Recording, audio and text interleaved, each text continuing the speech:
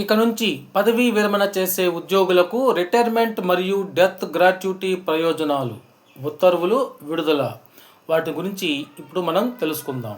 ఇక వివరాల్లోకి వచ్చినట్లయితే పథకం యూనిఫైడ్ పెన్షన్ స్కీమ్ యూపీఎస్లో భాగమైన అందరూ కేంద్ర ప్రభుత్వ ఉద్యోగులు ఇప్పుడు పాత పెన్షన్ పథకం కింద లభించే పదవీ విరమణ డెత్ గ్రాట్యుటీ ప్రయోజనాలకు అర్హులు అవుతారని కేంద్ర మంత్రి జితేంద్ర సింగ్ బుధవారం అన్నారు. అయితే ఇది కేంద్ర ప్రభుత్వ ఉద్యోగులకు సంబంధించిందే కాదు, ఈ పథకాన్ని ఆప్ట్ చేసుకున్నటువంటి రాష్ట్ర ప్రభుత్వ ఉద్యోగులు ఇటీవల మహారాష్ట్ర గవర్నమెంట్ కూడా ఈ యూపీఎస్ని అయితే అమల్లోకి తీసుకొచ్చింది. అటువంటి రాష్ట్ర ప్రభుత్వ ఉద్యోగులకు కూడా ఈ పదవీ విరమణ కమ్ డెత్ గ్రాట్యుటీ ప్రయోజనాలు అందుతాయి.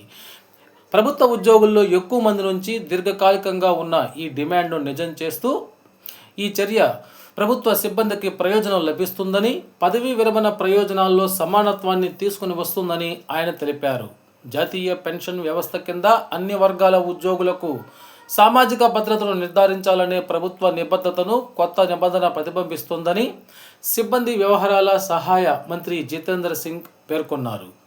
Central civil services national pension system కింద గ్రాట్యుటీ చెల్లింపు రూల్స్ 2021 నిబంధనల ప్రకారము యూపీఎస్ కింద ఉన్న కేంద్ర ప్రభుత్వ ఉద్యోగులు ఇప్పుడు పదవీ విరమణ డెత్ గ్రాట్యుటీ ప్రయోజనాలకు అర్హులవుతారు అని వారైతే ఈ సందర్భంగా తెలియజేయటం జరిగింది.